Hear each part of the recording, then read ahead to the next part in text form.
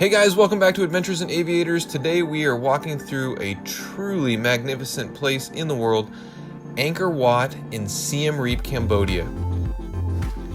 From an archaeological standpoint, this is truly one of the most amazing places that we have ever been.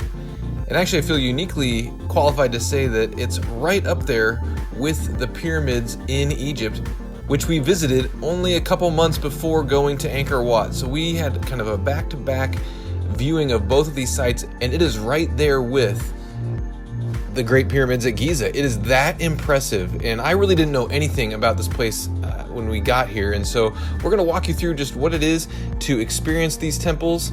It's much more than just Angkor Wat, and we'll talk about that. There are literally over 1,000 temples in this area here in Cambodia. So Siem Reap is the definition of a tourist town. It is literally there for all of the tourists coming to visit Angkor Wat. And you'll see it's not especially close to either Phnom Penh, which is the capital, or Bangkok, which is over in the west in Thailand. So if you're gonna travel by car, plan on about a 5 or more hour car ride or bus ride, however you want to get there. There is an international airport there, which is what we flew into coming from Vietnam. Regardless of how you get into the country, visas are about $30 for a 30-day stay. Make sure you have American dollars, or you can get overcharged for the ATM at the airport like we did. Getting around once you're there can come in a few different forms, most likely a taxi or a tuk-tuk. Tuk-tuks are really fun and a great way to support the locals. They're a really unique form of transportation, is a really great way to get around in Southeast Asia. Talk with folks from your accommodations to set up transportation. But if you have a good tuk-tuk driver, we recommend booking them for as long as you are in town. They will definitely appreciate the income, and you've made a new friend along the way. You'll also be able to talk with them daily and set up exact times about when you want to get going on the next day. So before you go exploring all the temples, you actually need to go buy a ticket at the ticket office, and this is in town. If you're used to Southeast Asia prices, you're going to be disappointed in the cost of these tickets. But of course, this is the main attraction in town. So when it comes to tickets, there are 3 different options. There's a 1-day ticket for $37. The 3-day ticket is $62. And there's a 7-day ticket for $72. Now for the multiple day passes, you do have many days in which you can use them. I believe you have a week for the 3-day pass and a whole month for the 7-day pass. The good news is that children under 12 are free as long as they have their passports with them. But they are pretty stingy about this, and you actually get a ticket with your photo on it, and they do actually check these at some of the major temples. So this is not a thing that you just want to try to skirt in and out of these temples on your own without having a ticket. They do check. Now you may actually want to get your tickets the day before, because as we generally recommend, going early can save you a ton of time when it comes to crowds, getting pictures that you like, and all of that. Now, the major exception to this is at Angkor Wat proper, where everyone floods there. I mean, literally thousands of people flood here to watch the sunrise each morning. It does open at 5 a.m., so everyone can go early. Most of the other temples, however, don't open until about 7:30. And then they close at 5:30 for most of the temples as well. So to be honest, I didn't fully understand what Angkor Wat was and what this temple complex was when we went to Cambodia. But just like there are so many different pyramids all throughout Egypt, there are so many temples and wats here in Cambodia and in the Siem Reap region. In fact, there's over 1,000 of them. So if you love temples, goodness gracious, this is your place. Of course, there is kind of the hub of the major attractions here, and they kind of have suggested routes for you to go see kind of the highlight reel of big time temples here in the heart of the region.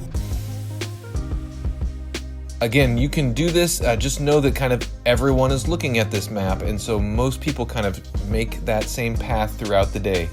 We actually were really excited to see not so much Angkor Wat, but Ta Prohm, which is the one with all of these huge trees that have grown all over this temple over the years. And so if you don't know about Angkor Wat and this region in general, essentially it was abandoned in about the 14 or 1500s.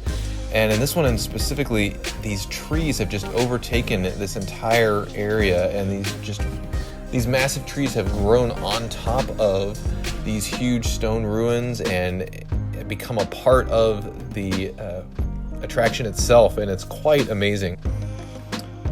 But so we prioritized that temple first to beat the crowds, and we were really glad that we did that. And even in the hour or so that we were there, more and more tourists showed up. It was harder to get pictures with few people in them. And so, that's a pretty standard rule as you go out, is the earlier you go, the better you're going to do for avoiding the crowds. But there are a ton of, and really unique temples as well. They're not all the same. And another one that's really interesting is Angkor Thom. And this one has a bunch of stairs that you can climb up. Well, a couple of those have stairs, but this one was really neat. But then one of the coolest ones that I didn't know anything about is one that has a bunch of faces on it, and that's the Bayon temple. And it's just really unique, and the way they carve all of these faces into this stone and just have it throughout this temple are just absolutely unbelievable.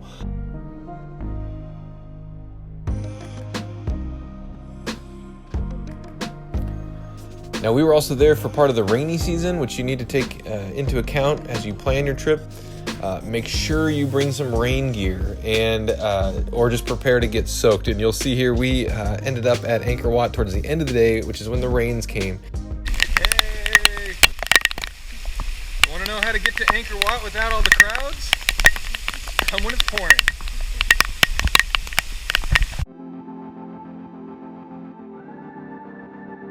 And we just kind of sucked it up and ran around and had a great time and just got soaking wet and got to explore this huge complex here.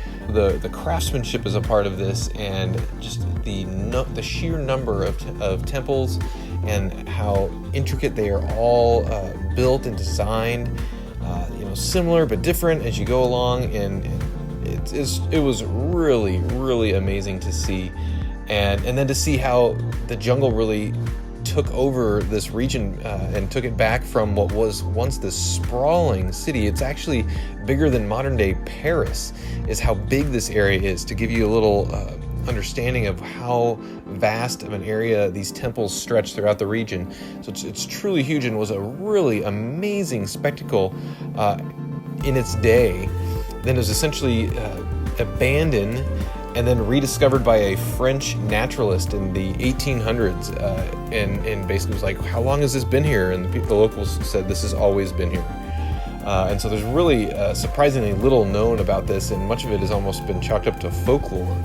But the more they learn about this area, the more many of those kind of folk tales are actually turning out to be true, which is really fascinating. So I'd encourage you to learn about this region, and if you love temples, goodness, this is such an awesome place for you. If temples aren't really your jam, then you might just want to get the day pass, because it is truly worth seeing. Like, even if you don't have a huge interest in the pyramids at Egypt, you still want to go see the Great Pyramid. Same thing here. Spend a day touring around and checking these places out. It's well worth it. Now, a couple other notes about doing that. This is another area where you want to make sure that you have appropriate attire. For ladies, that means covering your shoulders. Again, these are temples that are sacred places, and so they will actually ask you to have something like that. This is actually an area where Michelle forgot about having a scarf with her, and was able to find something kind of last minute. Actually, I think she had to buy a t-shirt so that she could cover her shoulders, and they would allow her to go in at that point. That said, it's also incredibly hot. You're in the jungle. We were there in July, and it was just suffocatingly hot. It was very, very hot, so it kind of cut our day short just because we just didn't have the energy to keep going. So make sure you have water, make sure you have sunscreen and bug spray. Lots of bugs in the area as well.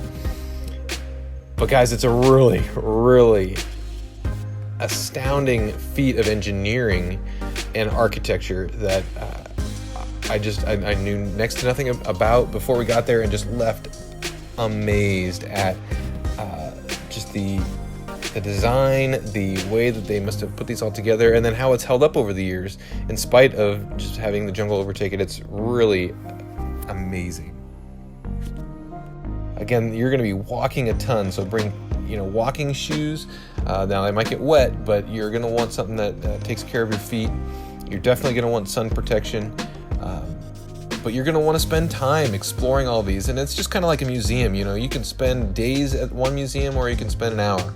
And the same is true of these various temples, but they are pretty different, and so you definitely want to at least get yourself one day, if not multiple days. Get the 3-day pass if you've got the time to check it out.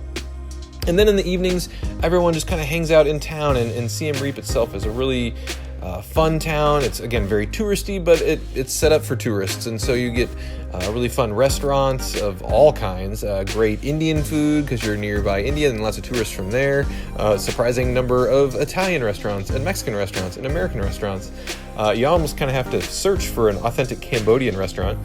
But again, if you ask your folks at your wherever you're staying to set you up, we actually had a great experience with a restaurant owned by the person who ran our Airbnb, and we got to try some really unique local dishes, including one that has ants baked onto it, which was really unique. They don't taste like much, but that's fun to try. Again, in this part of the world, you're going to get all kinds of insects that you're able to try for meals. But yeah, definitely have a cultural experience as well. Enjoy some of the finer points of tourist living with some cheap beers and stuff like that. Since it is a pretty touristy city and town, the prices aren't going to be maybe as cheap as other parts of Southeast Asia.